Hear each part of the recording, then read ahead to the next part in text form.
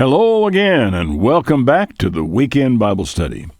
Current plans call for resuming the Weekend Bible Study with the book of Romans, in some ways the most important of Paul's letters. I'll let you wait until then to see if you can figure out why it is. But for now, let's close out the enigmatic book of the prophet Ezekiel. Open your notebook and Bible to Ezekiel chapter 46, and let's begin. Now, back to the four questions that we posed early on in this study. Is the temple and its worship literal or figurative? That is, this temple that Ezekiel is talking about here. I'm finding it increasingly difficult to think of it as merely figurative. There is so much detail. It seems much more like an update of the original service of the temple or tabernacle, but it's very hard to tell. Second question, do these things take place in time now past or at some point in the future? More and more, it is seeming to me like it's something that is future to Ezekiel, but the people never followed through with it, at least not in any kind of detail. Thus, it may remain for the future for it to be fulfilled. But you remember, there was this if-then statement. If the people really are ashamed and show this, then we will build this temple. And the implication is if they're not really ashamed of it, well, we're not going to go down that road. They did come back. They were ashamed. They did build the temple, but whether they met the criteria God required of them, I don't know. Question number 3, if the time is future, does it involve the millennial kingdom of Christ on earth or the heavenly state? Well, I would guess that it would be millennial if it's future. Can you imagine the uproar in the Middle East if anything like this temple were attempted now? Oh, I think the Temple Mount Faithful is what they're called, who have a cornerstone for the temple, and they're putting together all the necessary accoutrements for the temple. If something ever happens that allow them to start building that building, it is going to be, well, unbelievable. The fourth question, in any case, what's the purpose of the sacrifices described? This may be the pivotal question. The sacrifices really only make sense in a pre-Christian world. That said, there may be something we have missed along the way. So, Ezekiel chapter 46, verse 1. Thus saith the Lord God, the gate of the inner court that looks toward the east shall be shut the 6 working days. On the Sabbath it will be opened, in the day of the new moon it shall be opened. Now, the question always arises, and I'd be willing to bet some of you out there are already thinking this way. Well, should we be observing the new moons? Well, we could, but there are no instructions as to the observation of the new moon except for the priests and the prince. For the rest of us, there's really not that much to do. It's not a Sabbath day, nor is it a commanded assembly. And the reason why it tended to turn out to be a day when big old banquets and feasts were done was because there was an abundance of killed meat on that day. But as far as us today doing something, there are no instructions as to what we should do. Things may be different when there's a temple and a priesthood. Verse 2, the prince shall enter in by the way of the porch of that gate without, and shall stand by the post of the gate, and the priest shall prepare his burnt offering, his peace offerings. He shall worship at the threshold of the gate. Then he shall go forth, but the gate still will not be shut until the evening. Otherwise, this gate stays closed. Likewise, the people of the land shall worship at the door of this gate before the Lord in the Sabbaths and the new moons. In other words, we can come there for prayer, for worship. But again, for us, there is nothing more to do. The burnt offering that the prince shall offer unto the Lord in the Sabbath day shall be 6 lambs without blemish, a ram without blemish. The meal offering shall be an ephah for a ram, a meal offering for the lambs, as he is able to give, a hin of oil to an ephah. And in the day of the new moon it shall be a young bullock without blemish, 6 lambs, a ram, and they shall be without blemish. You know, this is really more or less standard old temple stuff, updated perhaps, modified slightly in numbers perhaps, but still very pre-Christian. It goes on to say, he shall prepare a meal offering, an ephah for a bullock, an ephah for a lamb, and for the lambs according to his hand. He goes on, the priest shall go in by the way of the porch of that gate. He goes out by the way of that porch of that gate. But when the people of the land come before the Lord, in the solemn feast, he that enters by the way of the north gate to worship shall go out by way of the south gate. And he that enters by the way of the south gate shall go forth by the way of the north gate. You shall not return by the way of the gate whereby you came in. You just keep going on through. Now, when you consider the amount of traffic that existed there, even in the first century, the Second Temple, this seems to be pretty well essential to a smooth flow. I had never thought much about it until I read Sam Bakioki's first book about the annual festivals of Israel. And he pointed out how they had to line up in ranks with each man with his lamb, and they came through there, so many of them abreast, and I gather some from the south and some from the north, and they probably passed on opposite sides of the temple as they went through. And the point simply being that there had to be a very systematic flow to get all those people through there, because there would sometimes be as many as 1.5 million people camped around Jerusalem to observe Passover in the days that Josephus is recounting. Well, it also says the prince will be in the midst of them when they go in, and when they go forth, he will also be there. And the feasts and solemnities of the meal offering shall be an ephah of a bullock and an ephah to a ram, and to the lambs as he is able to give. It's just repetitious as we go through here. Now, when the prince shall prepare a voluntary burnt offering or peace offerings voluntarily to the Lord, one shall then open to him the gate that looks toward the east. That seems to be solely for him. He comes there, he brings his stuff, he gets his offerings offered, he takes away his meat. The rest of us all have to go through the north and south gates, and we proceed, and without turning around, straight through the temple in worship. Verse 13, you shall daily prepare a burnt offering to the Lord of a lamb of the first year without blemish. Prepare it every morning. You shall prepare a meal offering for it every morning. And on the instructions for these animals go. One thought occurs, who is the prince? Now, in this place, it would not seem to be Christ. Why would I say that? Well, verse 16, thus saith the Lord God, if the prince give a gift unto any of his sons, the inheritance thereof shall be his sons, it shall be their possession by inheritance. So he's talking, I think, here about the inheritance of land, but this prince will have sons. Now, this moves, I think, solidly away from a heavenly temple, and anyway, it is a tabernacle in heaven, not a temple in the first place. So we're still left shaking our heads over exactly what is this. If he gives an inheritance to one of his servants, then it shall belong to the servant until the year of liberty. After that it returns to the prince, but the inheritance shall be his sons for them. Now here comes an interesting point in verse 18. You may want to take special note of this one. Moreover, the prince shall not take of the people's inheritance by oppression to push them out of their possessions. He shall give his son's inheritance out of his own possession, that my people be not scattered every man from his possession. Now, this found expression in the United States Constitution in an amendment that prohibits the government from taking any man's property without just compensation for it. It's really interesting. This is a very, very old principle in law. The government can't take your land away from you.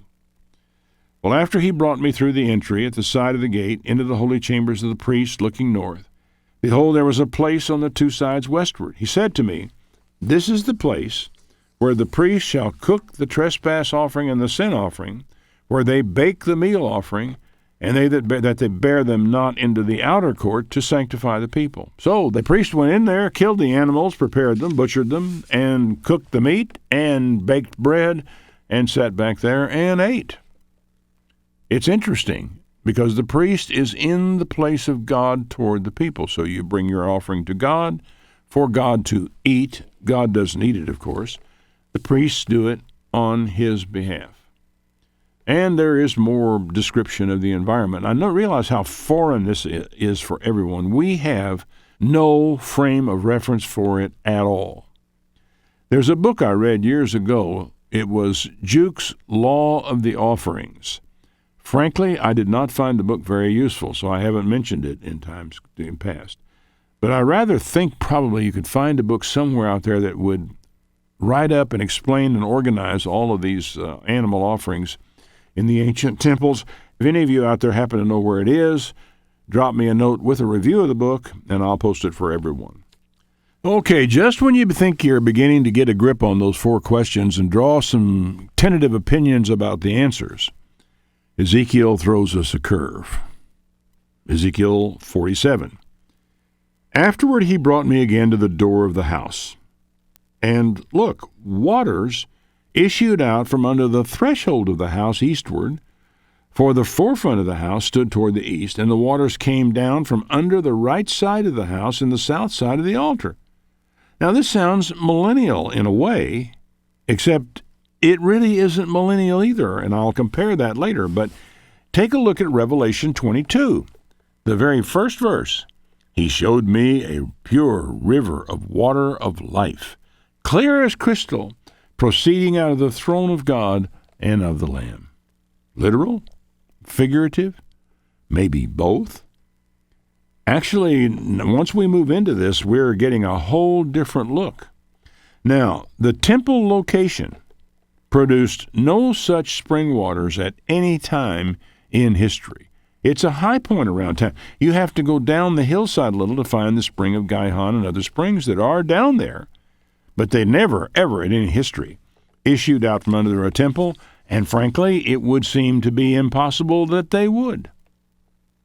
Some sources make this figurative, as they probably do Revelation 22, but figurative of what?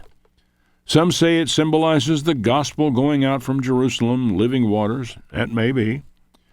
That said, though, here is the way that whole Revelation section starts. Revelation 21:1.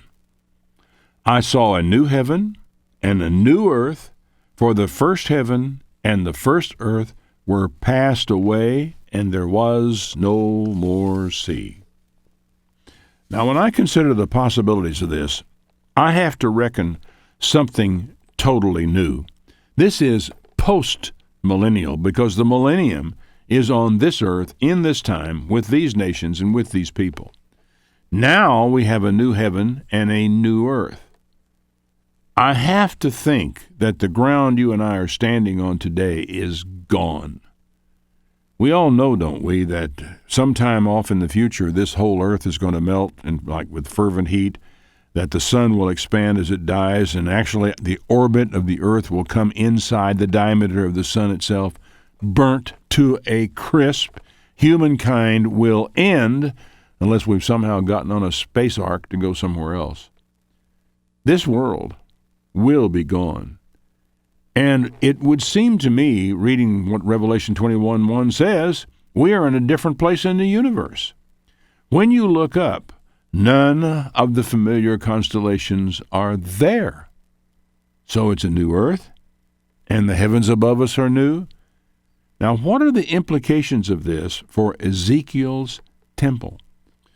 Well, he brought me out of the way of the gate northward. He led me about to the utter gate that's east, and there ran waters out the right side. And when the man that had the line in his hand went forward eastward, he measured 1,000 cubits and brought me through the water, and they came up to my ankles. We're 1,000 cubits out there, 500 yards plus, and the water is only up to his ankles. Measured another 1,000, and the waters were to the knees. Measured another 1,000, and the waters were to the loins. Afterward he measured 1,000, and it was a river I could not pass over. The waters were risen waters to swim in a river you couldn't walk across. And he said to me, Son of man, have you seen this? Then he brought me and caused me to return to the brink of the river. Now when I had returned, I beheld at the bank of the river there were many trees on the one side and the other. And he said to me, These waters issue out toward the east country and go down to the desert and go into the sea, which being brought forth unto the sea, the waters shall be healed. Oops. In the new heaven, new earth, it said there was no more sea. One problem in both Ezekiel and Revelation is that physical laws do not seem to apply, at least not the way they are now. And that leads one to think that the vision may be metaphoric After all, why the sacrifices? Well, it could be for no other reason that the original readers of this were familiar with them. They had meaning to them, and so consequently, to that audience, he is revealing to them, we're going to go through, it's going to be systematic, and all the things that had to be done. And yet, if he were giving us the same vision today, it might be totally different because of our familiarity and the things we're used to. I don't know the answer to that. All I'm bringing up are the possibility. What are the original readers to take away from it? That the worship of God would be fully and ideally restored. But the future, as it finally occurs, will go beyond anything that can reasonably be explained to us. And that may help us to understand what it's all about. This is the best picture we can be given that we are capable of dealing with. Certainly in Revelation 21 and 22, we are given the very strong impression that we have gone out into the universe to a new place. Everything is going to be new to us and probably beyond anything our imaginations can deal with now. Well, it shall come to pass, verse 9, everything that lives which moves where the river shall come shall live. There shall be a great multitude of fish, loads of fish, that will heal all the waters. And the Dead Sea, is really dead, but it will become healed. Every living thing shall live wherever that river comes. Now, it's really impossible to see this as anything but figuratively. Obviously, it points to no time in history. We have to look for the meaning in terms of poetic structure, musical structure, that's trying to tell us something about a world none of us have seen. It shall come to pass that the fishers will stand upon it from En-gedi to Englam, and they shall have a place to spread their nets, and the fish shall be according to their kinds, as the fish of the great sea, many, many fish. The miry places, they won't be healed. We'll leave them to salt. And by the river upon the banks thereof, and on this side and the other side, they shall grow all kinds of trees for food, whose leaf shall not fade, neither shall the fruit be consumed. In other words, you eat it, but there's still more fruit. It shall bring forth new fruit according to his months, because the waters that issued out of the sanctuary, the fruit shall be for food, the leaf thereof for medicine. Now, you realize that the picture is very compatible with Revelation 21 and 22, which looks forward into the future, way forward into the future. And what we're looking at there really doesn't resemble this earth that we're on at all. Now, they asked, one of the questions is, was it a heavenly temple we're talking about? Well, there is another alternative they didn't mention, and that was a temple on the new earth.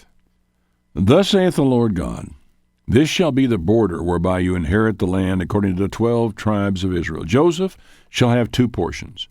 The reason for that is that Levi didn't get one, and therefore Joseph divided in 2. You still keep 12 tribes.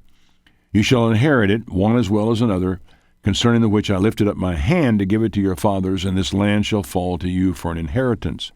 But, boy, is it ever different.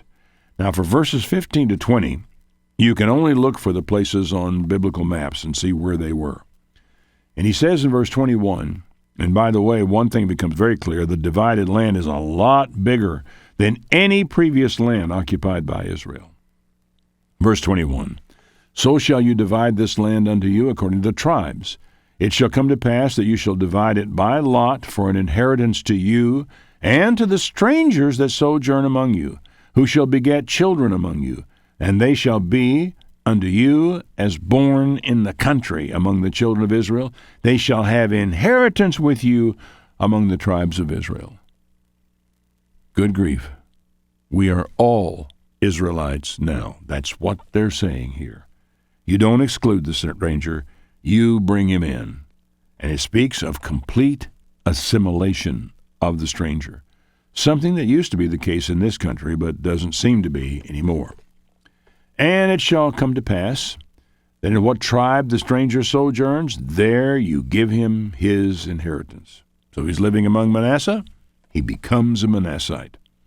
Again, nothing like this has ever happened, So it seems left to the future, either literally or figuratively, or maybe in something we've never even imagined. Okay, we'll take a look at the last chapter of Ezekiel. Someone pointed out that the distribution of land here does not correspond to the geographical realities of Palestine. Now, I've seen a map of them. In fact, I've got information on that posted on my website. You go to rondart.com, Weekend Bible Study, Ezekiel. I have a map, and there's somebody who's drawn a chart for it. The truth is that all the borders are presented to us as straight east-west lines, and that seems a very strange way to develop property.